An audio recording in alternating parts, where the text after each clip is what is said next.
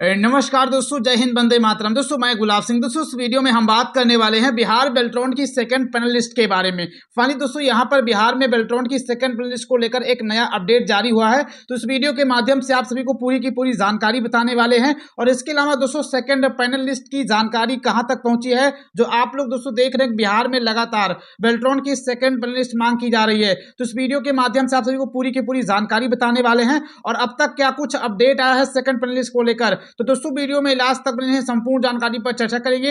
दोस्तों वीडियो में आगे बढ़ते हैं, लेकिन उससे पहले यदि आप लोग हमारे चैनल पर नए हैं, चैनल को सब्सक्राइब करके नोटिफिकेशन बेल ऑन जरूर कर लें, क्योंकि हमारे चैनल के माध्यम से भविष्य में बिहार में बेल्ट्रॉन को लेकर कभी कोई न्यूज होगी या बिहार सरकार की तरफ से कभी कोई नोटिस जारी होगा, तुरंत और सबसे पहले आप लोगों को हमारे ही चैनल के माध्यम से बताया जाएगा। चैनल को सब्सक्राइब करके नोटिफिकेशन बेल ऑन जरूर कर लें। अब चलते हैं, आपको सारी जानकारी वन बाय वन करके अच्छे तरीके से बताते हैं। फाइनली दोस्तों यहाँ पर आप लोग देख पाएंगे, ये जो है बिहार विधान परिषद में दोस्तों बिहार में वर्तमान समय में जो सत्र चल रहा है, उसी में दोस्तों ये बात चल रही थी बिहार बेल्ट्रॉन को लेकर। तो दोस्तों वही तारांकित प्रश्न पूछा गया था। तो उससे समय दोस्तों ये लेटर यहाँ पर बाहर निकल के आया है। दोस्तों इसमें प्रश्न पूछा गया है कि क्या यह सही है कि वर्ष 2025 में बेल्ट्रॉन के द्वारा डाटा एंट्री ऑपरेटर की परीक्षा ली गई थी और इसके अलावा हिंदी टंकड़ यानी हिंदी टाइपिंग में करीब 10,000 अभ्यर्थी पास हुए थे। तो दोस्तों यहाँ पर सरकार की तरफ से जवाब आया है कि वर्ष 2025 में बेल्ट्रॉन के डाटा एंट्री ऑपरेटर की हिंदी टंकड़ी हिंदी टाइपिंग परीक्षा में न्यूनतम अर्हता के आधार पर करीब 10,000 अभ्यर्थी उत्तीर्ण हुए थे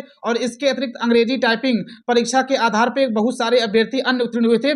तो यहाँ पर दोस्तों आप लोग देख पाएंगे, ये रहा पहले प्रश्न का जवाब। अभी दोस्तों जब आप लोग पूरा का पूरा ये लेटर पढ़ेंगे तो आपको जवाब मिल जाएगा कि आखिर आप लोगों का पैनल लिस्ट जारी होगा या नहीं होगा। यहाँ पर दोस्तों दूसरे पॉइंट में देख पाएंगे, लिखा जा रहा है क्या ये सही है कि बेल्ट्रॉन के द्वारा अधिसूचना में रिक्तियों का प्रकाशन नहीं रहने के बावजूद क्वालिफाइड 10,000 अभ्यर्थियों से मात्र 5,000 अभ्यर्थी का ही पैनल जारी किया गया है। यानी साफ साफ कहने का मतलब पहला पैनल लिस्ट जारी कर दिया गया है और उस पैनल में दोस्तों 5,000 अभ्यर्थियों के नाम दिए गए हैं। वही चीज यहां पर दिया गया है कि पहले पैनल लिस्ट में 5,000 अभ्यर्थियों के नाम है, अन्य 5,000 क्वालिफाइड अभ्यर्थियों को छोड़ दिया गया है। अब क्योंकि ऊपर दोस्तों यहां पर देखेंगे तो 10,000 अभ्यर्थियों को क्वालिफाई किया गया था, यहां पर लिखा गया है। यहां पर देख पाएंगे हिंदी टाइपिंग में 10,000 अभ्यर्थियों को क्वालिफाई किया गया था। तो वही चीज यहां पर कहा गया है कि केवल 5,000 अभ्यर्थी का ही पैनल जारी किया गया है और जितने भी 5,000 अभ्यर्थी बच गए हैं उनका पैनल लिस्ट जारी नहीं किया गया है बिहार सरकार के द्वारा। तो वही चीज यहां पर कहा जा रहा है कि अन्य 5,000 क्वालिफाइड अभ्यर्थियों को छोड़ दिया गया, जिससे बाकी शेष बचे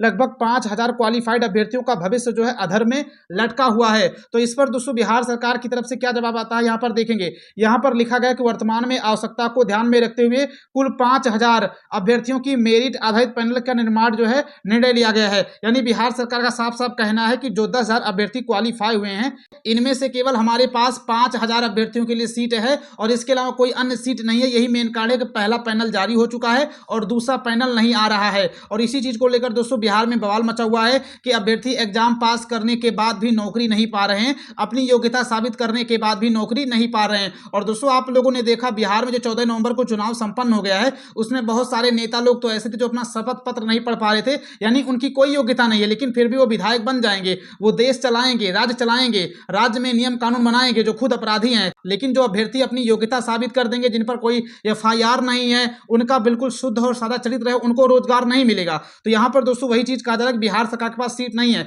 जबकि दोस्तों ऐसा है ही नहीं। भारत में इतनी बेरोजगारी है, आज भी अगर सरकार चाहे तो लाखों और करोड़ों युवाओं को तो यूं ही नौकरी दे सकती है। अगर सरकार ये कह रही है कि हमारे पास सीट नहीं है, हमारे पास जगह नहीं है, इसलिए हम पैनल लिस्ट जारी नहीं कर रहे हैं, तो सरकार ये गलत कर रही है। सरकार ये कह दे कि हम नहीं करना चाहते, वो बात की बात है, लेकिन अगर सरकार इस बात से कहने से मुंह मोड़ रही हमारे पास सीट ही मौजूद नहीं है, तो ये गलत बात है। तो यहां पर दोस्तों देखेंगे अगला पॉइंट, यहां पर देखेंगे लिखा गया तीसरे पॉइंट में तीसरा प्रश्न पूछा गया है, यदि उपरोक्त खंडों के उत्तर स्वीकारात्मक हैं तो क्या सरकार जितने भी बाकी बचे क्वालिफाइड अभ्यर्थी हैं, यानी जो सेकंड पैनल लिस्ट का इंतजार कर रहे हैं, जो 10,000 में से 5,000 बच गए हैं, तो यहां पर कहा जा रहा है क्या सरकार ने उसके बारे में आगे कुछ सोचा है। यहां पर देख पाएंगे लिखा गया है कि जितने भी क्वालिफाइड अभ्यर्थी हैं उनका द्वितीय पैनल जारी करना चाहती है, यदि हां तो कब तक जारी करेगी, और अगर सरकार जारी नहीं करना चाहती तो सरकार क्यों जारी नहीं करना चाहती, इसके बारे में पूछा गया है। तो दोस्तों यहां पर आप लोग देख पाएंगे इस प्रश्न का जवाब इसमें दिया गया है और यहाँ पर लिखा गया है न्यूनतम अर्हता के स्तर पर अनुत्तीर्ण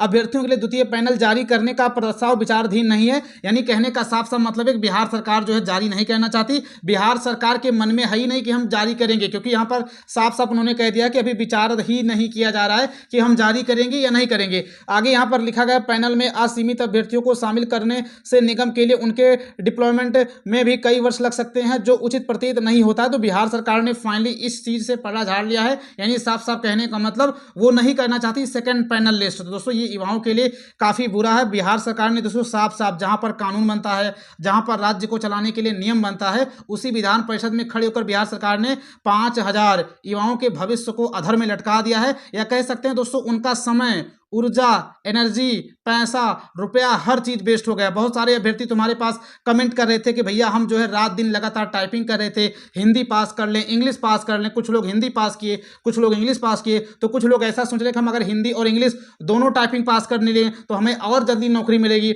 हमें ज़्यादा प्रेफरेंस मिलेगी। लेकिन फिर भी दोस्तों यहाँ पर अभ्यर्थियों का भविष्य जो अधर में लटका हुआ है। तो दोस्तों यहाँ पर आप लोग देख पाएंगे किस तरीके से बिहार सरकार ने केवल एक नोटिस के माध्यम से हजारों युवाओं की जिंदगी जो है बर्बाद कर दी है। और बिहार सरकार अगर ये कह रही है कि हमारे पास सीट नहीं बची है तो वो गलत बोल रही है, क्योंकि दोस्तों भारत में इतनी बेरोजगारी है कि लाखों और करोड़ों युवाओं को तो एक दिन में यूं ही रोजगार दिया जा सकता है। वो भी सरकारी नौकरी की बात कर रहा हूं, प्राइवेट सेक्टर की तो बहुत दूर बात है। सरकारी नौकरी में ही लाखों करोड़ों युवा एक दिन में दोस्तों नौकरी कर सकते हैं। किस तरीके से बिहार सरकार ने केवल एक नोटिस जारी करके 5000 से अधिक युवाओं की जिंदगी, समय, पैसा सब कुछ बर्बाद कर दिया है। बाकी दोस्तों बिहार सरकार खुद सेकंड पैनल लिस्ट जारी ही नहीं करना चाहती, क्योंकि बिहार सरकार का साफ साफ कहना है कि हमारे पास जो है अभी भी जरूरत नहीं है, सीट खाली नहीं है। लेकिन दोस्तों सच्चाई ये है कि बिहार सरकार इन सभी पोस्ट को भरना ही नहीं चाहती, जबकि ऑलरेडी बिहार में खाली है। बिहार सरकार साफ साफ आकर ये कह नहीं सकती कि हम भरना ही नहीं चाहते, नहीं तो दोस्तों बिहार में और बड़ा बवाल हो जाएगा।